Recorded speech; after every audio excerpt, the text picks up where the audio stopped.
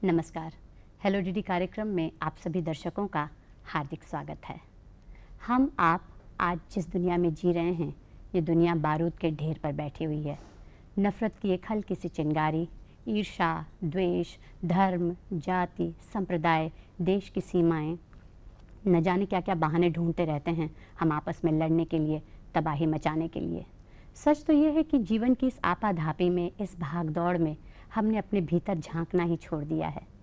ऐसे समय में एक ऐसा व्यक्ति उभर कर आता है जिसके लिए धर्म, जाति, संप्रदाय, देश की सीमाएं कोई मायने ही नहीं रखती। इस व्यक्ति के अनुसार इंसान को इस आधार पर बांटना सागर के पानी में लकड़ी से रेखा खींचने के समान बेकार सा काम है। ये इंसान मानता है कि सारा विश्व एक है, परमात्मा एक है, हम सब उसी के अंश हैं। फिर ये भेदभाव कैसा? इसकी आंखों में जीवन के प्रति आशा की चमक है, होठों में बच्चों की सी निश्चल मुस्कुराहट है, वाणी में ज्ञान की गंभीरता है और दिल में सारे लोगों के लिए ढेर सारा असीम लहलहाता हुआ प्यार का सागर है। कैसे बांधेगा इस व्यक्ति को शब्दों के जाल में? आइए खुद मिलिए हमारे आज के मेहमान से, पूज्य श्री श्री रविशंकर जी से, जिन्हें दुनिया के करोड़ों लोग बड़े प्यार और सम्मान से गुरुजी कहकर पुकारते हैं। गुरुजी, आपका स्वागत है हमारे कार्यक्रम हेलो डीडी में। गुरुजी, सबसे पहले तो ये बताइए कि आर्ट ऑफ लिविंग कब और कैसे शुरू हुआ और आपका उद्देश्य क्या है? ये 84 में शुरू किया था जी हाँ। उद्देश्य यही था कि लोग मुस्कुराएं, अधिक अपने जीवन में प्यार और शांति हासिल करें। गुरुजी, आज तो अब ये है कि करीब 140 से ज़्यादा देशों में आर्ट ऑफ लिविंग पहुंच चुका है। बावजूद इसके जब लोगों से बातचीत होती तो लोग कहते हैं अच्छा जीवन जीना तुम लोग हमें सिखाओगे, या कहें ब्रीदिंग एक्सरसाइज तो लोग कहते हैं कि सांस तो हम तब से ले रहे हैं जब से पैदा हुए हैं। आज अगर ये स्थिति, और जब आपने 84 में शुरुआत की थी तब तो ये काम और मुश्किल रहा होगा, तो कौन सी वो ताकत थी, कैसा विश्वास था कि आपको लगा कि हाँ लोग आपके बताए रास्ते पर चलेंगे? मैं कोई एक मुद्दा लेके नहीं चला था, वो सहज ही शुरू हुआ था। जो हम बताते चले गए, कई लोगों को अच्छा लगा, फिर वे और अपने मित्रों को बोलते चले गए, इस तरह से सिलसिला चला। पर आपको विश्वास था कि एक दिन लोग इस चीज़ पर विश्वास था, और मेरा ऐसा कोई महत्वाकांक्षा नहीं था कि सारे दुनिया में इसको फैलाऊं करूं, ऐसा कुछ था भी नहीं है। सहज जो भी होने लगा, लोगों को उससे लाभ हुआ तो उससे संतुष्टि हुई। जी गुरुजी, किस उम्र में आर्ट ऑफ लिविंग यानी ये शुरुआत की जा सकती है यहाँ? देखिए, इसमें बड़ी सिंपल सी बात है कि बच्चों के लिए एक स्नेह और मैत्री का एक कल्चर हमें डालना पड़ेगा। तो वो मैत्री भाव लाने के लिए बच्चों में अक्सर होता ही है, उसको जरा सा हमें सिंचन करना है। तो 8-10 साल के बच्चों को लेके एक आर्ट एक्सेल प्रोग्राम है, फिर 15, 16, 17 साल के बाद फिर उनको एक और प्रोग्राम दे रहे हैं जिसमें और गहराई का योग, साधना, ध्यान सिखाते हैं। तो फिर अलग अलग उम्र के हिसाब से आपने अलग अलग बनाए हैं। गुरुजी, जिन लोगों ने भी आर्ट ऑफ लिविंग कोर्स किया है, सारे लोग हमेशा सुदर्शन क्रिया की बड़ी तारीफ करते हैं। क्या ये सुदर्शन क्रिया? देखिए, एक लयबद्धता है प्रकृति में, समय समय पर मौसम बदलता है। इसी तरह शरीर में भी एक लयबद्धता है, भूख की, प्यास की, नींद की, और इसी तरह सांस में भी एक छंद है जी। और मन में भी एक छंद है। अलग अलग समय पर संशय उठते हैं, अलग अलग समय पर बेचैनी होती है मन में। तो भावना के स्तर पर भी हम देखें एक छंद है, और इसी तरह हमारे भीतर अंतरात्मा में भी एक छंद है। तो इस सारे छंदों को एक ताल में लेके आना, तो जीवन में एक सुकून महसूस होने लगता है, तनाव दूर हो जाता है, शरीर में काफ़ी बीमारियां जो भी है ये सब ठीक होने लगता है। तो इसी को हमने सुदर्शन क्रिया बताया। मेरे ख्याल से इसी उत्सुकता के कारण यहाँ दिल्ली में एक इंटरनेशनल लेवल पर सिंपोजियम रखा गया था सुदर्शन क्रिया को लेकर। हाँ, हाँ, क्या परिणाम थे उसके? एम्स में उसके बारे में, all India institute of medical science में उसमें काफ़ी रिसर्च वगैरह कर रहे हैं लोग, किए भी हैं जी। तो बोलते हैं कि कैसे इससे बैड कोलेस्ट्रॉल कम होता है और गुड कोलेस्ट्रॉल मेंटेन होता है। तो इस तरह से काफ़ी इंसोम्निया के ऊपर और अलग अलग बीमारियों पर शोध चल रहा है। जी जी। और हजारों लोगों को इससे फायदा हुआ है। गुरुजी फ़ोन आने शुरू हो गए हैं। पहला फ़ोन आपके लिए उड़ीसा से है, विवेक नंद का। हेलो विवेक। हेलो। हाँ जी। मैं विवेक बोल रहा था बालेश्वर से। जी। मैं रविशंकर जी से ये प्रश्न पूछना चाहता हूँ कि वह देश भर में अपना ज्ञान का प्रचार किस तरह करते हैं और तथा हम लोगों को क्या संदेश देना चाहते हैं। बस इतना ही, धन्यवाद। जो लोग खुद लाभान्वित हुए हैं वे औरों को उसमें प्रविष्ट करने के लिए टीचर बन जाते हैं, तो उसे टीचर्स ट्रेनिंग लेते हैं, फिर उसके बाद वो लोग भी अपने अपने जगह जगह पर लोगों को बताते हैं, खुद सीखते हैं, सीखने के बाद औरों को सिखाते हैं। जी। उनका ये भी सवाल था गुरुजी कि आप क्या संदेश देना चाहते हैं इस माध्यम से, आर्ट ऑफ लिविंग के माध्यम से? हंसो और हंसावो, मत फंसो और मत फंसाओ। क्या बात है। अच्छा गुरुजी, ये बताइए कि विदेशों में भी इतने सेंटर्स हैं, वो लोग इस चीज़ को किस रूप में स्वीकार करते हैं? एक आध्यात्मिक और जीवन को उत्थान करने का ये तरीके समझते हैं, मगर पहले तो किसी को आइडिया नहीं होता है ना क्या है ये, क्या है ध्यान, क्या है आर्ट ऑफ लिविंग, क्या है। पर जब एक बार कर लेते हैं, अपना शरीर, मन, बुद्धि, अहंकार, सांस, इसके बारे में थोड़ा सा जानने लगते हैं, फिर एक ऐसा जीवन में परिणाम महसूस करते हैं। तो बहुत लोग शाकाहारी हो जाते हैं, इसके बाद स्वास्थ्य ठीक होता है, मन प्रसन्न रहता है ज़्यादा। आप शाकाहारी होने पर क्यों जोर देते हैं गुरुजी? वो सहज है, कहते हैं शाकाहारी भोजन जो शरीर के लिए, मन के लिए अति उत्तम है। मगर आर्ट ऑफ लिविंग करने के लिए इसकी जरूरत नहीं है कि माने आप ध्यान योग करने के लिए जैसे भी शुरू करो, मगर आप शाकाहारी हो ही जाओगे, सहज ही वो पसंद होने लगेगा। आज का दौर जो है गुरुजी, जो लोग यहाँ जी रहे हैं, इतना तनाव, इतना मेंटल स्ट्रेस, आप हीलिंग की बात करते हैं, उस चीज़ को बताएं किस तरह। हाँ, तनाव से मुक्ति तो जी जरूरी है। उसको समय समय पर हम तनाव से मुक्त नहीं होते तो वही तनाव शरीर में बीमारी के रूप में आ जाती है।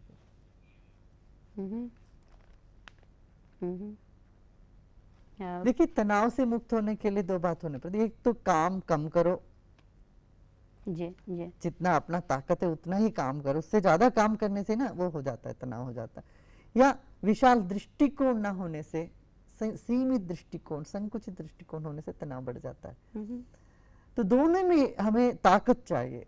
ताकत बढ़ाने के लिए हमें 4 तरह की एनर्जी का स्रोत है, शक्ति का स्रोत है, उस पे देखना पड़ेगा। एक तो ठीक ठीक भोजन और अच्छा विश्राम, फिर सांस के द्वारा शरीर में ताकत बढ़ा सकते हैं, एनर्जी बढ़ा सकते हैं। फिर कुछ देर तक ध्यान करें, 10-20 मिनट, 25 मिनट ध्यान से भी ताकत मिल जाता है, फिर तनाव दूर हो जाता है इससे। अगला फोन गुरुजी नासिक से है, सरवर दहिया का। हेलो सरवर। हेलो। हाँ जी, कहिए क्या सवाल है आपका? हाँ गुरुजी प्रणाम।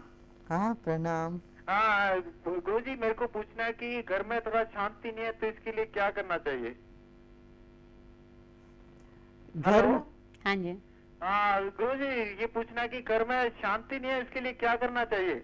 घर में शांति नहीं तो कम से कम मन की शांति को नहीं जाने देना चाहिए। मन में शांति रखें और सब्र करें, घर में औरों को भी शांति मिल जाएगी धीरे धीरे। गुरुजी, आपके जो अलग अलग कोर्सेज हैं उनमें एक DSN, दिव्य समाज का निर्माण, तो दिव्य समाज का निर्माण इतना खूबसूरत और सुनाई देता है, पर आप किस तरह के दिव्य समाज की कल्पना करते हैं? कैसा है ये समाज? एक स्वच्छ, सुभद्र, सुशिक्षित, सुंदर समाज का कल्पना है। देखिए, जैसे हमें समाज मिला है, हम आगे वाली पीढ़ियों के लिए उससे भी बेहतर समाज दे रहे हैं कि उससे अधिक भयभीत और असुरक्षित समाज का देन होगा हमसे, ये हमें देखना पड़ेगा। इसलिए हम समझते हैं कि एक सुभद्र समाज हो जहाँ पर लोग निडर होके चल सकें, वायलेंस कम हो, हिंसाचार कम हो जाए और स्वच्छ हो समाज, उसकी जिम्मेदारी सब उठाने लग जाए। अपने घर के साथ साथ अपने सड़क का भी जिम्मेदारी उठाए, साफ रखने का, उसको सुंदर बनाने का, तो जरूर ठीक होता है। अभी एक साल में हमने करीब 8000 गांवों में ये चालू किया है। इससे बहुत एनकरेजिंग रिजल्ट्स मिले हैं जी। और आपका जो 5H प्रोग्राम है उसके बारे में कुछ बताएं। वो कुछ 5H में यही है, एक तो होम्स, जिसके पास घर नहीं है, झोपड़पट्टी में रहते हैं, उनको मदद करना, उनके सहयोग से ही उनको अपना एक मकान बनाना, और हेल्थ, स्वास्थ्य के बारे में उनको प्रशिक्षण दे देना है। बहुत सारी बीमारियां हम हाइजीन से ठीक हो जाती है। जो गंदगी फैला के रखते हैं वो इस देश के लिए बहुत ज़रूरी है, वो गंदगी साफ करने का और उस पर एक जिम्मेदारी उठाने का। तो हेल्थ, हाइजीन हुआ, और हार्मोनी इन डाइवर्सिटी, कि हर एक आदमी एक सा नहीं होते हैं, अलग अलग होते हैं, उनका संप्रदाय अलग अलग है, पर सब मिलके सेलिब्रेट कर सकते हैं। ये काम अभी चालू किया था कि करीब 8000 गाँव में सत्संग शुरू कर, सब लोग मिलके, जाति धर्म सब भेद के वो गाने भूल करके वो सब फिर इकट्ठे होके सब फिर सत्संग करते हैं। एंड ह्यूमन वैल्यूज पर जोर दे रहे हैं, जिसमें एक इंसानियत, प्यार और स्नेह, कोऑपरेशन, मदद करना एक दूसरे का, ये जो ह्यूमन वैल्यूज की कॉन्सेप्ट, वो उस पर जोर दे रहे हैं। अगला फोन गुरुजी पुणे से है, विश्वनाथन का। Hello hello Vishwanath. हाँ जी, विश्वनाथ कबाड़ी बोल रहा हूँ पुणे से। जी हाँ, प्रणाम गुरुजी। हाँ हाँ प्रणाम गुरुजी। हाँ प्रणाम। हाँ, मैंने आपका बेसिक कोर्स किया है, अभी मुझे एडवांस कोर्स करने बैंगलोर आना है, तो ऐसे हाँ, तो कहते हैं कि साईं बाबा का जैसे दिल में होता है तभी हम लोग शिरडी पहुंचते हैं, तो वैसे ही आपके जब भी दिल में होगा तभी मैं आऊंगा बैंगलोर, तो वो मुझे कभी आप बुलाएंगे? हाँ गुरुजी। जहाँ कुछ अच्छा करने का मन होता है तो वो रास्ता अपने आप खुल जाता है। अच्छा गुरुजी, ठीक है। दरअसल मैं आप लोगों से एक प्रार्थना कर लूँ, जब आप फ़ोन कीजिएगा, बातचीत कीजिएगा गुरुजी का से, तो आप अपने अपने टेलीविज़न सेट का वॉल्यूम कम रखिएगा तो बात सही हो सकेगी। गुरुजी, आप हमेशा मुस्कुराना और हंसना और प्यार की बात करते हैं, और यहाँ तो इंसान ऐसा बेतहाशा दौड़ रहा है, एक अंधी दौड़ में शामिल है। आपको लगता है क्या सचमुच प्यार में इतनी शक्ति है कि दुनिया बदल सकेगी? बिल्कुल, प्यार जैसे और कोई ताकत ही नहीं दुनिया में। प्यार में हारना भी जीत है और अहंकार में जीतना भी हार है। इस चीज को गुरुजी महसूस तो करते हैं, पर कहाँ लोग जिंदगी में इसे कहाँ स्वीकार कर पाते हैं? अच्छा देखिए, प्यार माने कोई ऐसी मुशी मुशी बात नहीं, अरे मैं तेरे बिना रह नहीं सकता हूँ, प्यार नहीं। प्यार में एक बल भी है, जी, इसको कहते हैं स्ट्रेट फॉरवर्डनेस, वो स्ट्रेंथ भी है, मजबूती भी है। से क्या हमारा मन जो है, ये क्रोध है, कभी जलसी आ गया, कभी द्वेष आ गया, ये सब नेगेटिव फीलिंग्स आते हैं, बट ये जब आते हैं इसको कैसे हैंडल करना, कैसे संभालना, ये हम भूल जाते हैं। तो इसमें सांस के जरिए हम जो भी विकार आते हैं मन को, उसको तुरंत उसको निकाल सकते हैं। ऐसी प्रक्रिया है। सांस में ऐसा शक्ति है, बल है। जी। और मन यदि विशाल हो, विशाल दृष्टिकोण से देखें, तो हर परिस्थिति से हम ऊपर उठ जाएंगे। जी जी। गुरुजी अगला फोन नागपुर से है, लीलाधर का। हेलो हेलो लीलाधर जी। जी गुरुजी प्रणाम। हाँ गुरुजी प्रणाम। हाँ हाँ बोलिए। मैं लीलाधर बोल रहा हूँ नागपुर से। हम्म। गुरुजी, हाँ आपको अगर ब्रह्म ज्ञान प्राप्त हुआ है, मैं तो जानता हूँ आपको ब्रह्म ज्ञान प्राप्त हो चुका है, आप उस वक्त कैसा फील कर रहे थे, वो मुझे बताइएगा प्लीज। जैसे अभी हूँ वैसे ही। नहीं प्रभु, उस समय आप कैसे फील कर रहे थे? देखिए ज्ञान हमारा स्वभाव में है। जैसे अपने घर लौट आते हो कैसे लगता है आपको? जब आप खाली हो जाते हो, विश्राम करते हो, कैसा लगता है? हाँ, तो ज्ञान का मतलब ये है कि जो अपने आप में हम आ जाएं, अपने घर पे आ जाएं, और सब जगह अपना घर लगने लगे, सब अपने लगने लगे। ये ज्ञान का लक्षण है। गुरुजी आजकल तो लोगों को, सारे नौजवानों से बड़ी शिकायत होती है, गुमराह हो रहे हैं, पथभ्रष्ट हो रहे हैं, लेकिन आपने अपने YTP प्रोग्राम जो है आपका यूथ ट्रेनिंग प्रोग्राम, आपको नौजवानों पर इतना विश्वास है कि आप गांव के गांव उन्हें सौंपते चले जा रहे हैं। इतनी आपको उस ताकत पर इतना विश्वास है उन पर? बिल्कुल, यूथ में इतनी शक्ति है, युवा शक्ति, एनर्जी है, उसको एक चैनल पर चाहिए। उसको एक क्रिएटिव चैनल पर यदि आप नहीं लगाओगे उसको, फिर वो तो डिस्ट्रक्टिव चैनल पर चलता चला जाएगा जी। तो दिशा भर ही चाहिए उनको कि एक कोई क्रिएटिव काम कर ले। तो युवा में बहुत उत्साह है, सिनिसिज्म नहीं है, एक उमंग भी है उनमें। जो उदास व्यक्ति से कोई काम नहीं करा सकते, ना कर सकते। तो जब उमंग होता है जीवन के लिए और समाज के लिए, प्रभु के लिए, तो वो अपने आप काम करने में लग जाते हैं। नहीं तो गुरुजी किस तरह की ट्रेनिंग दी जाती है इन नौजवानों को? क्या उनसे उम्मीद क्या की जाती है? क्या करेंगे गांव में जाकर? अपने जीवन के लिए रिस्पॉन्सिबिलिटी ले, जिम्मेदारी ले, और अपने परिवार के लिए जिम्मेदारी लें, अपने परिसर के लिए जिम्मेदारी लें। और कोई भी काम करते ना उसको एक कर्म योग की दृष्टि से करते हैं। माने सिर्फ पैसे के लिए काम करना एक होता है, एक काम को अच्छा करने के लिए काम करना एक होता है। तो वो वैसे कर्म योग के दृष्टि से किसी भी काम करें, जिम्मेदारी से करने का एक ट्रेनिंग मिलता है इसमें। और उत्साह देखिए फैल सकता है, अपने में उत्साह हो तो औरों में भी वही उत्साह पैदा करें कैसे, इस पर जोर देते हैं। साथ ही साथ रूरल डेवलपमेंट प्रोग्राम में इनको जो है ना कुछ काम ऐसे सिखाए जाते हैं तो जो खुद अपने पैरों पर खड़ा हो सकें लोग। किनको? ग्रामीणों को? ग्रामीण युवक। जी जी। पर गुरुजी आप कर्म योग की बात कर रहे हैं, लोगों में उत्साह की, और पैसा सब कुछ नहीं, पर आज का जीवन जो है वहाँ तो पैसा इतना महत्वपूर्ण हो गया। तो आपके साथ ये जो युवक हैं, आपको लगता है कि उनके भीतर वो भावना है कि नहीं कर्म करना ही है, उन्हें पैसा उनके लिए इतना महत्वपूर्ण नहीं होता? है ना, हजारों लड़के इसमें जुड़े हैं, लड़के लड़कियां सब। ऐसा नहीं है कि हम ये नहीं कह रहे हैं धन नहीं कमाना चाहिए, धन की जरूरत है जी, मगर वही सर्वे सर्वा नहीं है जीवन में, उससे आगे भी कुछ है। जी जी। तो जब वो तृप्ति हमें हासिल होता है, फिर हम प्रगति के पथ पर चलने में ना आसानी मालूम पड़ता है।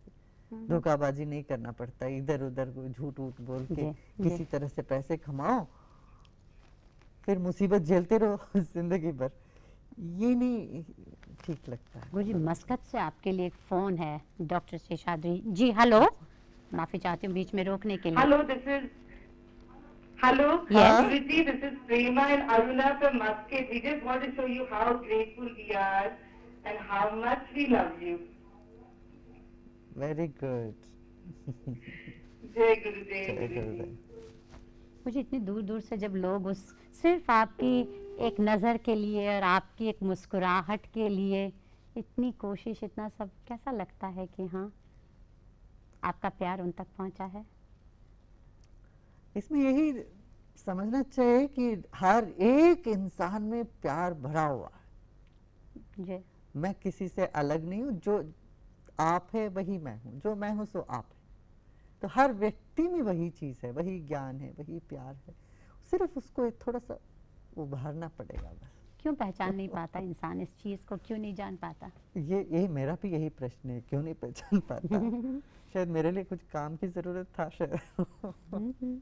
अच्छा गुरुजी, हम इतने आदर्शों की बात करते हैं, आप जिस तरह बता रहे हैं, और ये इतना बढ़िया काम है, फिर इस चीज़ को लोगों तक पहुंचाने के लिए फ़ीस क्यों ली जाए? आपके हर कोर्स के लिए फ़ीस लगती है? हाँ, देखिए हर जगह नहीं लगती, खासतौर से शहरों में फीस लगती। क्यों? हमने देखा जब फ्री देते हैं तो उसका कोई कदर नहीं करता, उसको लेते नहीं पूरी तरह से। जब से उसमें थोड़ा सा चार्ज रखने लगे, फिर लोगों का उसमें पार्टिसिपेशन होने लगा। ये तो पार्टिसिपेटरी कोर्स है ना, ऐसा नहीं कि आके बैठे प्रवचन सुन के चले गए। इसमें पूरी तरह से भाग लेना पड़ता है। भाग लेने के लिए एक व्यक्ति जब तक कुछ नहीं देता है तब कुछ लेता नहीं है पूरे रूप से, ये पाया। तो शहरों में इसलिए हमको मजबूरी फीस रखनी पड़ी, वैसे गांवों में इसकी जरूरत नहीं पड़ी। गांवों में सब फ्री में चलता है अपना, और जो भी कुछ भी बचता है शहरों में कोर्स में, फिर उसको गांव में लगा देते हैं काम में। किस तरह की चीजें, यानी गांव में जब आप कहने लगा देते हैं, क्या गांव में इस्तेमाल है यही इनका? 5H प्रोग्राम में, और ये युवक जो युवाचार्य है इनमें, और जो मकाने बना स्कूल्स बन रही हैं।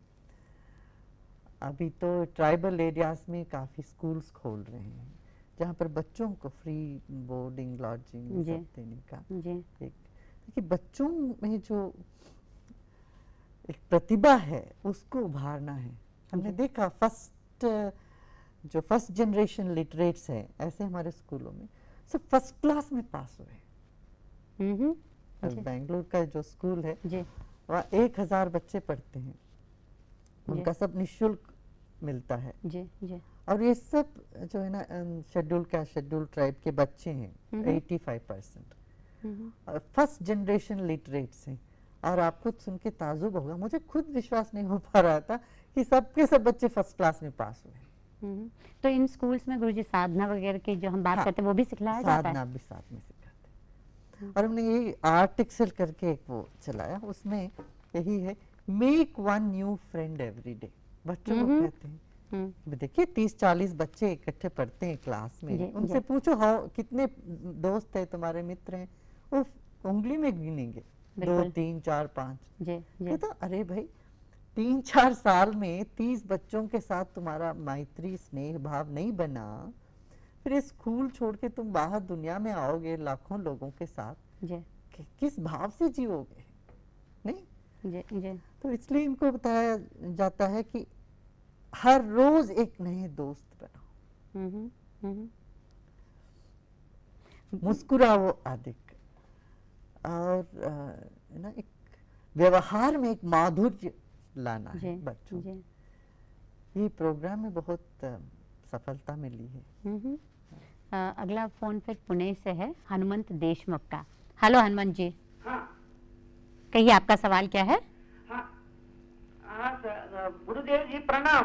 हाँ बोलिए जी, कहिए। गुरु जी, हमारे बच्चों का एग्जाम के बारे में थोड़ा टेंशन लेते हैं, तो उनके लिए क्या संदेश है?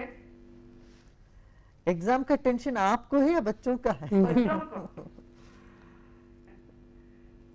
हाँ, बच्चों को टेंशन है। बच्चों को टेंशन आता है, तो आप उनको भरोसा ये दीजिएगा सब ठीक होएगा, तो टेंशन पर आप ऐड मत कीजिएगा, उनको भरोसा दीजिएगा ये सब करेंगे। थोड़ा रिलैक्स करा दीजिए उनको, कहीं घूमने ले जाओ, आइसक्रीम खिला देना थोड़ा सा। सर ध्यान के बारे में सर? बच्चों का यही है, जो खेल कूद से उनका ध्यान हो जाएगा, और एक हाथ भजन वगैरह सुना दें, बिठा के साथ में गा लें तो ठीक होगा। और थोड़ी देर ऐसे शांत बैठो, ये भी सिखाइए उनको। गुरुजी ये बताइए कि आज तो दुनिया के करोड़ों लोग आपको जानते पहचानते, पर वो जो नन्हा सा रविशंकर था, स्कूल में पढ़ा करता था, उसकी क्या सोच थी, वो क्या चाहता था करना? वो तो कभी गया ही नहीं, वही बैठा अभी भी। वो हम जानते हैं, आप हमेशा कहते हैं, पर फिर भी उसकी क्या इच्छा थी, वो रविशंकर क्या चाहता था करना, वही कर रहा है वो व्यक्ति। हाँ, जो भी हो रहा है एक्टिविटी, जो भी कर रहे हैं, इससे हम बिल्कुल अछूते रहते हैं। तो मुझे कभी लगता है कि मैं तो बड़ा कभी हुआ ही नहीं, वैसा ही हूँ। हम्म। तब भी आपने यही कुछ चाहा था? आप कहते हैं बड़े हुए नहीं, पर तब क्या क्या चाहते क्या थे आप? वो छोटा सा बच्चा क्या सोचता था? नहीं, वो तो ऐसे मस्ती रहते थे, ऐसे मस्त रहते। अगला फोन फिर पुणे से गुरुजी, विकास मुंदड़ा। हेलो विकास। हेलो। हाँ जी। हाँ, विकास मुंदड़ा बोल रहा हूँ।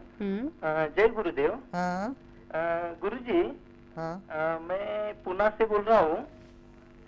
मैंने अपना बेसिक कोर्स किया हुआ है और मेरे कुछ कजिन्स है, उन्होंने पूरा कोर्स किया हुआ है, 2-3 कोर्स अपने किए हुए हैं। तो मुझे ऐसा लगता है पर्सनली कि वो लोग कुछ बाकी लाइफ में इन्वॉल्वमेंट जरा कम होती है उनकी। तो मैं क्या करूं, मैं आगे कोर्स कैसा कंटिन्यू करूं? नहीं, देखिए साधना अपना करते रहना चाहिए। तो वो तो ब्रीदिंग एक्सरसाइज करना चाहिए, मेडिटेशन थोड़ी देर करना चाहिए, और जीवन में पूरा जिम्मेदारी उठाना चाहिए। हाँ, जो भी काम कर रहे हैं उसमें 100% लगा के करना चाहिए। उसमें मुख्य बात यही है ना, वर्तमान में जीना है हमें। हाँ, प्रसन्न होके जीना है और सबको अपना के जीना है। ये जो छोटे छोटे प्रिंसिपल्स हैं, ये जीवन में आजमाएं और कम से कम 4-5 दिन एक साल में या एक हफ्ते लेके उसमें साधना की गहराई में जाएं। तो कुछ मौन की साधना करें, 4-5 दिन मौन में जाएं। ये सब करने से शरीर भी स्वस्थ रहेगा, मन भी प्रसन्न और उत्साहित रहेगा। गुरुजी, समाज सेवा के लिए पूरी तरह समर्पित होने के लिए क्या सन्यासी बनना जरूरी है? नहीं, जरूरी नहीं है। समाज की जिम्मेदारी उठाना बहुत लोग गृहस्थ होके भी उठाए हैं कि हाँ।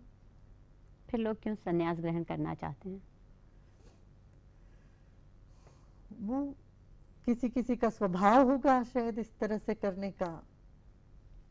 जैसे अभी अभी उन्होंने, विकास को ये डर था, शायद लोग तालमेल नहीं बिठा पाते, उनका कहना है जिन्होंने बहुत कोर्सेज कर लिए वो दुनिया से दूर होते जा रहे हैं, तो इस तरह का डर?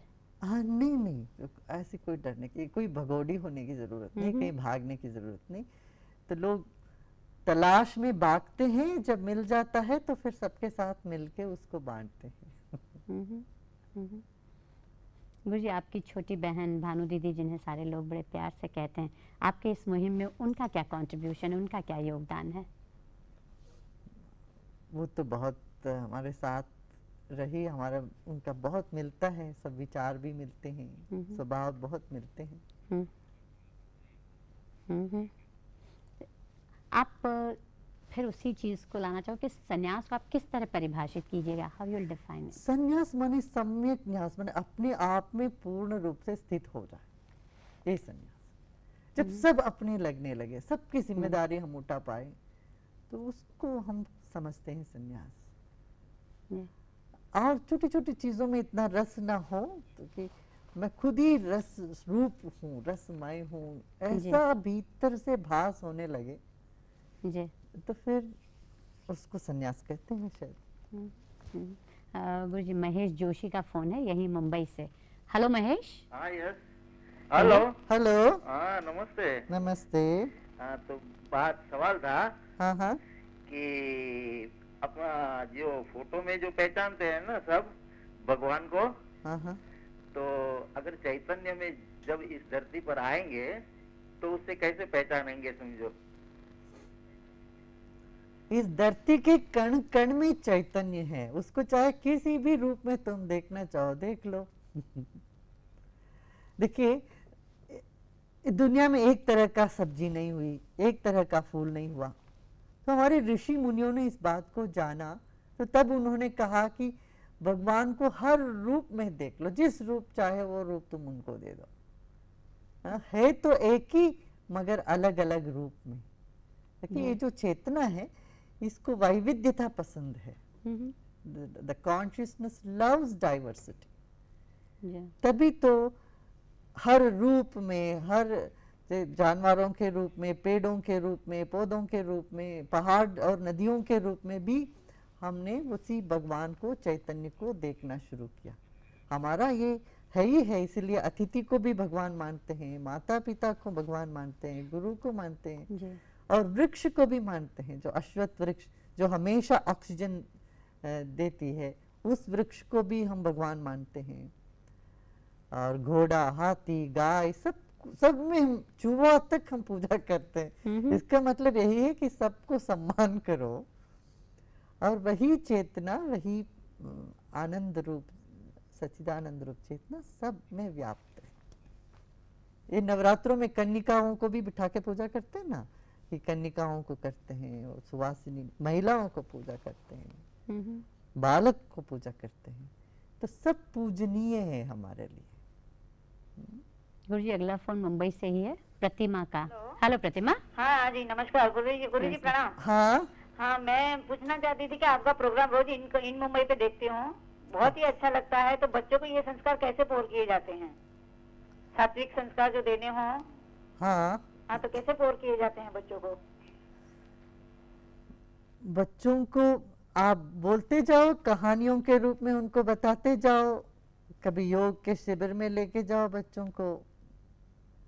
हाँ, आप सिर्फ अपने बच्चों को नहीं सुधार सकते हो, बच्चों के दोस्तों को तुम सुधारने लगोगे तो बच्चे भी सुधर जाएंगे। तो कि आपके बच्चों के जो गहरी दोस्त होंगे ना, जिगरी दोस्त, वे लोग आपकी बात अधिक मानेंगे, आपके बच्चों से ज्यादा वो लोग मानेंगे। आप उन बच्चों पर अपना प्रभाव करो तो फिर आपके बच्चे भी प्रभावित होने लगेंगे। तो ये ध्यान रखना है हमें कि एक अच्छे माता पिता बनने से पहले आपको एक अच्छे आंटी और अंकल बनना जरूरी। अगला फोन गुरुजी फिर मुंबई से है, अनुया का। हेलो। हेलो, जी प्रणाम गुरुजी। हाँ, I am very very grateful to you for everything. Thank you very very much. And my question to you is, how should we deal with people who hurt us? you know, people who hurt you are hurt themselves. We must really understand. A culprit is also a victim. तो उनके भीतर कुछ घाव हुआ होगा, तो उसी से आप आपको हर्ट करने के लिए वो ऐसा काम कर बैठते हैं। तो हमें एक विशाल दृष्टिकोण लेना चाहिए, एक कल्प्रिट में विक्टिम को देखना जरूरी है ना। So you protect yourself number one, and then see how you can help that person to overcome their narrow mindedness और देयर लिमिटेड अंडरस्टैंडिंग। मुझे इसी से जुड़ी हुई एक बात ध्यान आ रही कि हमारे जब कभी कोई अपराध करता है, कानून उन्हें सज़ा देता है, जेल भुगतनी होती है, और आप तो उन कैदियों के लिए भी आपके मन में इतना प्यार है कि आप उन्हें भी अपना प्यार उन तक भी पहुंचाना चाहते हैं, तो आपको नहीं लगता है कि वो अपराधी हैं तो उन्हें सज़ा भुगतनी चाहिए? देखिए, एक किसी क्षण पर अपने एक भावोन्मुखता, भावोद्रिक्तता से आकर के किसी ने कोई गलती कर बैठता है जी, तब उनको अपराधी का टाइटल जिंदगी भर देना ठीक नहीं है। तो आप उनसे जाके बैठिए, बात करिए, आप देखेंगे उनमें भी एक सुंदर व्यक्ति बैठा है, उनमें भी एक प्यारा व्यक्ति बैठा है। तो हमें उनमें जो गुण है, अच्छे गुण, उसको उभारना है। जैसे कोई बीमार व्यक्ति है, उसको आप फेंक तो नहीं दोगे, उसको इलाज करोगे। इस तरह से अपराधी भी एक तरह से कर्म से बीमार है, कृत्य से बीमार है, उसको मदद देना जरूरी है। गुरु जी, इस बारे में हम और बातचीत करेंगे। फिलहाल सिक्किम से फोन है आपके लिए, हाँ। योगेंद्र का। हेलो योगेंद्र। हेलो, हाँ जी। जय गुरुदेव गुरुजी। हेलो, आप कैसे हैं गुरुजी? मैं बढ़िया हूँ। मैं सिक्किम से बात कर रहा हूँ गुरुजी। हाँ, सिक्किम एक पवित्र स्थान है, इसलिए सिक्किम पवित्र स्थान के शांति को बढ़ाने के लिए हमें क्या क्या करना चाहिए आर्ट ऑफ लिविंग के माध्यम से? सिक्किम में बड़े भोले भाले लोग हैं, उनको अपना जो कल्चर है उसको बचा के रखने का एक उत्साह देना जरूरी है। इस देश में अलग अलग ट्राइब में अलग अलग विभिन्न कल्चर है वहाँ का, वो लुप्त होने जा रहा है, उसको बचाना है और उनको अपनी संस्कृति, अपनी जो भी वो है, उस पर एक स्वाभिमान जगाना ज़रूरी है। साथ ही साथ सामाजिक काम करने के लिए प्रेरणा देना बहुत ज़रूरी है।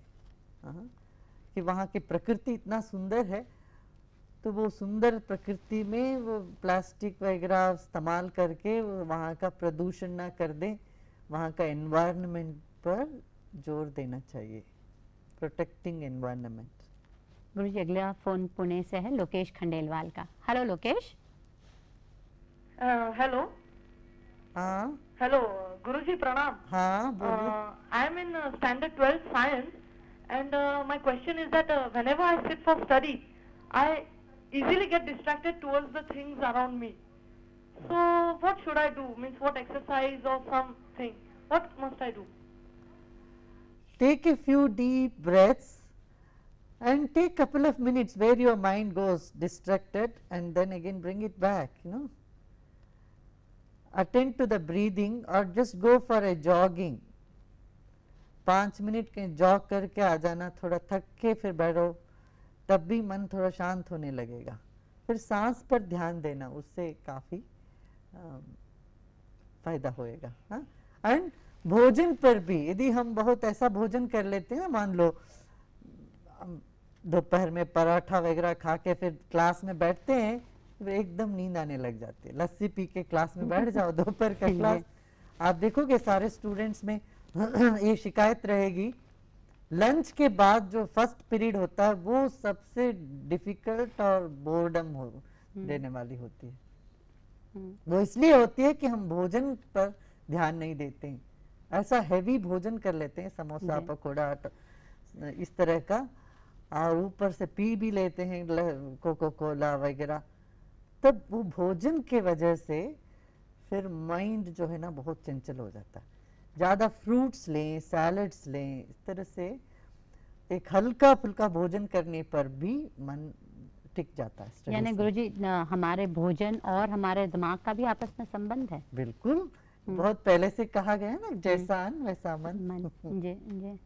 अगला फोन गुरुजी नासिक से है, अलका राउत का। हेलो अलका। Hello hello. हाँ पूछिए, आपका सवाल क्या है?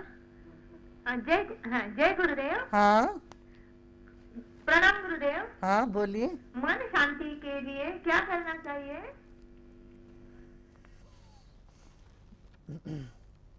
मन अशांत क्यों है, जरा खोजो। अशांत इसलिए है कि बीती हुई बातों को लेके आप क्रोधित है, और जो होने वाली बातों को लेके आप चिंतित हो, इसीलिए है ना। तो इसका इलाज यही है कि जरा सुजागे हो जाओ, जाग जाओ कि वर्तमान में अब में जीना है मुझे, अब क्या करना है, जीवन का क्या लक्ष्य है, इस तरह से एक विशाल दृष्टिकोण से अपने आप को देखना है। हाँ, और जीवन को ही नापना है, देखना पड़ेगा कि और कितने साल मुझे जीना है और मुझे क्या करना है। हाँ? और किन किन बातों को लेके मैं चिंतित हूँ, अशांत हूँ। ऐसा पहले भी हुआ था क्या मेरे साथ?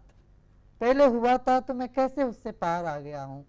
इस तरह से विचार से, तर्क से मन को शांत कर सकते हैं। एक दूसरी बात है कि फिर ध्यान साधना से, प्राणायाम से, सुदर्शन क्रिया से मन को शांत कर सकते हैं, और दोनों को साथ लेके चलेंगे तो जल्दी ही शांत हो जाएगा। अगला फोन गुरुजी बेंगलोर से है, अरविंद का। हेलो अरविंद। हाँ पूछिए सवाल। पूछिए गुरुजी। हाँ। I'm from Bangalore. My question to you is, what are your views on the Ayodhya issue? You know, Ayodhya issue is not a matter of court. I feel that whoever wins in the court is really losers, and it's not going to bring the community together. इसमें आपस में एक दूसरे को प्रेम से लेन then करना चाहिए। हाँ, Ayodhya is a place of Ram, no doubt, वहाँ पर मंदिर बनना ज़रूरी है, और वो मंदिर बनने के लिए एक आपसी प्यार और भाईचारा से ही इसको सुलझाना चाहिए. There is no point in going to court on Ayodhya issue at all, at all. You know, so the so-called people who are opposing the Ayodhya issue is only, you know, promoting more fanaticism and fundamentalism, though it, on the surface it is not appearing that way. I feel in this, you know, there are certain people who directly support and there are certain people who support indirectly, and those who oppose the temple are indirectly fueling the fanaticism in the country. So people should wake up, it's high time, people should drop their inhibitions, and it should come with love and goodwill. You know, communities can gain goodwill from each other by coming into a very cordial understanding with each other. ये गुरुजी की अपनी सोच है जिस पर आप भी सोच सकते हैं. गुरुजी बताइए, जीवन में गुरु का होना इतना महत्वपूर्ण क्यों है, और अगर हाँ तो फिर कैसे पहचाना जाए हमारा गुरु, क्योंकि यहाँ तो हर चीज़ की दुकान लगती है, गुरुओं की भी दुकान लगी हुई है. कौन सच्चा गुरु है, कैसे पता चले? देखिए, किसी को कौन अच्छा कौन बुरा कौन सच्चा इस तरह से परखने देखने जाएंगे, ये कोई आसान बात नहीं, संभव नहीं है. कि हम अपने आप को परखें, इतना काफी है. मैं कौन हूँ, मुझे क्या चाहिए जीवन. फिर ज्ञान जहाँ से मिले उस ज्ञान को लेते चले जाएं. और एक जब मार्ग मिला, एक ध्यान का पद्धति अपनाया, फिर उसमें गहराई पे जाएं. ऐसा नहीं है 20 टेक्निक ढूंढते गए, टेक्निक इकट्ठे करते चले गए, उससे भी नहीं काम चलेगा. ये एक दिल की बात होती है, महसूस करते हम अपने दिल में ही एक आवाज उठती है कि कौन व्यक्ति ठीक है कौन नहीं ठीक है. तो बाहर बुद्धि से देखने से फायदा नहीं होगा. नहीं, पर बावजूद इसके गुरुजी ऐसा होता है, कितने लोग यानी इतने आजकल निराश से लगते हैं, हमने फलां को फॉलो किया, हम उनके भक्त बने, पर नहीं, कहीं सही रास्ता नहीं मिलता, कहीं वो शांति नहीं मिलती, भटकाए हुए हैं. नहीं, जब तक शांति नहीं मिलता है, जब तक तृप्ति नहीं होता, तब तक चलते रहना चाहिए. और जब हम अपने आप में बैठना शुरू कर देते हैं, तब हम पाएंगे मैं खुद ही तृप्ति हूँ. पर उस शांति तक पहुंचाने का माध्यम तो गुरु है ना. हाँ, गुरुजी? हाँ, गुरु के बिना तो नहीं चलेगा. इसलिए हम कहें ना कि ज्ञान को स्वीकार करना हम शुरू कर दें, जी जी, तब हमें अपने आप सब प्राप्त होने लगेगा. गुरुजी, आजकल मीडिया इतना सशक्त है, छोटे छोटे गांव तक ये सारी सुविधाएं पहुंच चुकी हैं. ऐसे समय में आपको क्या लगता है, मीडिया की जिम्मेदारी क्या है? मीडिया की जिम्मेदारी ये है कि लोगों को खबर पहुंचाएं और उससे उनमें भी एक जिम्मेदारी पैदा करें, रेस्पॉन्सिबिलिटी पैदा करें. हम कर पा रहे हैं ये? हाँ, ये तो आपको जांचना पड़ेगा कितना हो पा रहा है. एक दूसरी बात है, हमारे इसमें आजकल कुछ बदलाव आ गई है इसमें. फिर भी मीडिया में ये फैशन था कि हमारी बुराइयों को बड़ा चढ़ा के बताने का. इससे हमारे देश का टूरिज्म बहुत सफर हुई है. हम अपना यहाँ की गरीबी, यहाँ की जो भूखमारी, यहाँ का जो हिंसाचार को जरूरत से ज्यादा जब हमने उसको प्रदर्शन करने लग गए मीडिया के द्वारा, तो बाहर के सभी देशों में एक भय पैदा हो गया. वो अपने बच्चों को हिंदुस्तान भेजना ही नहीं चाहते. वो अलग थाईलैंड में, बर्मा में, इधर उधर जाने के लिए वो इजाजत देते हैं अपने बच्चों को. हिंदुस्तान इतना टूरिज्म के लिए एक फर्टाइल लैंड है, यहाँ भेजने में उनको डर लगने लगता है. ये मीडिया का एक बुरा असर पड़ गया. मगर आई थिंक आजकल उसमें एक परिवर्तन आ गया लगता है. गुरुजी, अगला फोन फिर मुंबई से है, हिमांशु का. हेलो हिमांशु. हेलो. हाँ. जय गुरुदेव. हाँ. गुरुजी, मुझे पूछना था, when do we know that we have surrendered? You know, surrender is our very nature.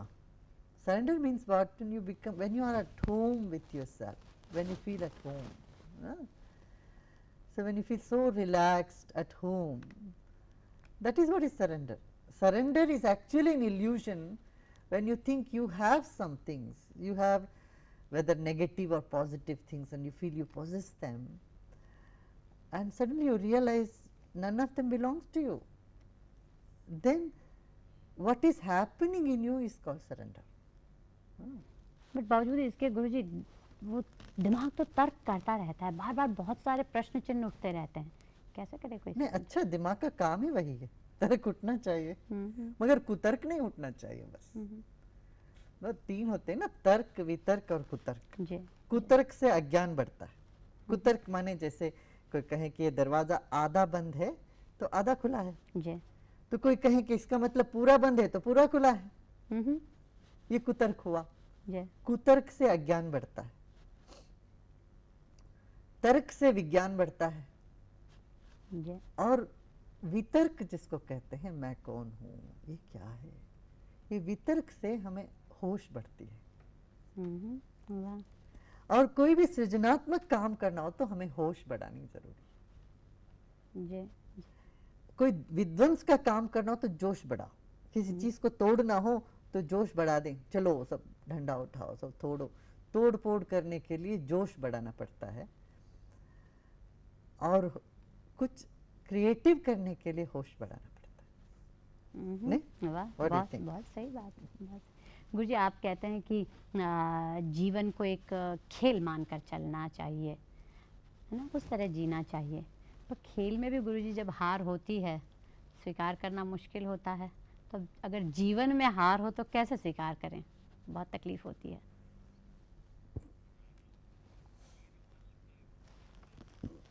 खेल का मतलब भी यही है कि जिसमें हार और जीत का कोई मायने नहीं रखे। खेल, हार और जीत में कोई महत्वता आ जाए तब तो वो युद्ध हो गया, खेल नहीं रहा। खेल में ये नहीं कि वो रिजल्ट में जाके हम खुश हो जाएंगे, खेल के हर कदम में हमें खुशी मिले, वही खेल है। और जीवन में ऐसा लगे कि कभी हम हार गए, वो तो बात है ही ना, हारे को हरिनाम। हरिनाम तो है, और जिनके साथ हरि है उनको कभी हार नहीं। वाह। गुरुजी अगला फोन है राजू का। हेलो राजू। हेलो। हाँ जी, कीजिए सवाल अपना। गुरुजी मेरा नाम, हेलो मेरा गुरुजी मेरा नाम राजू गिरवकर लातूर से हूँ। हाँ बोलिए। मैं आपका पूरा शिष्य हूँ। हाँ, मैं आपसे क्वेश्चन पूछना चाहता हूँ कि how to convert a knowledge into wisdom.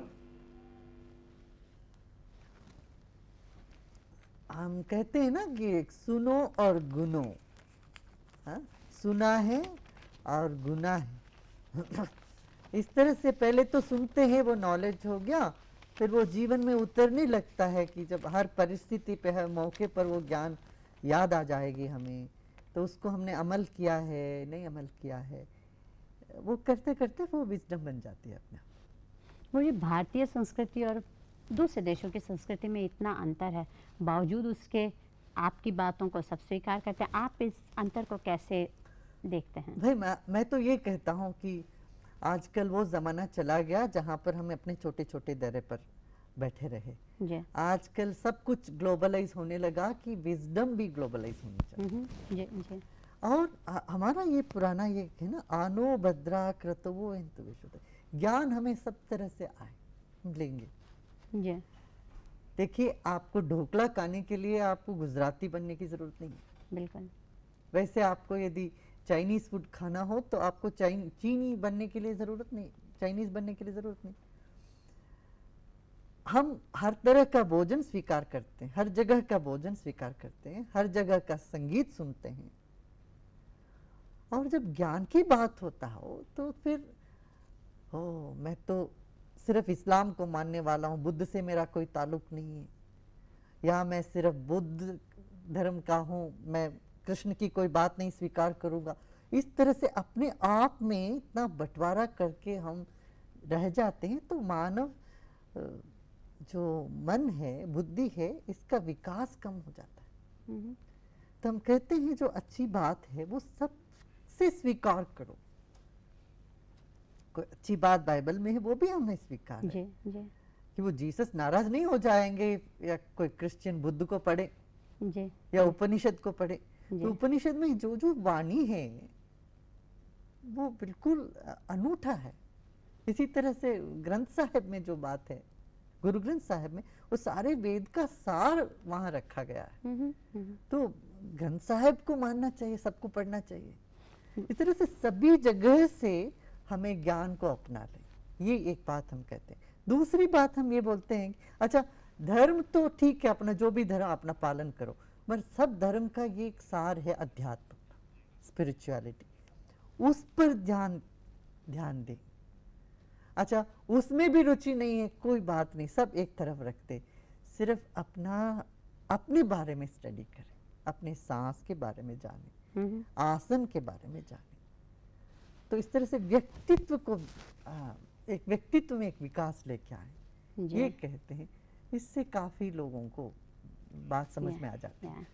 Programme के शुरू में मैंने आपसे कहा था कि गुरुजी को किन शब्दों में बांध पाना बड़ा मुश्किल होता है इस व्यक्तित्व को। अब आप भी महसूस कर रहे होंगे, यानी जिसे कहते हैं ना कि अगर आप किसी गूंगे को गुड़ खिला दीजिए और पूछिए कैसा लगा, मेरी स्थिति कुछ वैसी ही है, शब्द गूंगे होते जा रहे हैं। यही सोच रही हूँ कि एक ऐसा व्यक्ति, एक ऐसा गुरु जो कहे कि मैं गार्बेज कलेक्टर हूँ, यानी समाज का जो समाज की गंदगी ढोने वाला हूँ, जिनके लिए अलग अलग धर्म या संप्रदाय कोई मायने नहीं रखते, जो एक ऐसे समाज की कल्पना करते हैं, ऐसी दुनिया, खूबसूरत दुनिया की कल्पना जहाँ हिंसा नहीं, तनाव नहीं, केवल एक ही भाषा है, प्यार की भाषा, मुस्कुराहट की भाषा। तो आप भी तो ऐसे गुरु के साथ ऐसी खूबसूरत दुनिया में चलना चाहेंगे। हो सकता है ये संभव। आज ही शाम मुंबई में महासत्संग में गुरुजी पधार रहे हैं, आप भी आइएगा। और गुरुजी आपसे तो यही कहना चाहती हूँ कि आज आपके आने से कार्यक्रम धन्य हो गया। बस एक ये वादा कि जब भी आपको हम पुकारें यूं ही आइएगा और अपनी इस निश्चल मुस्कुराहट के साथ शायद हमें भी कोई किनारा दिख जाए।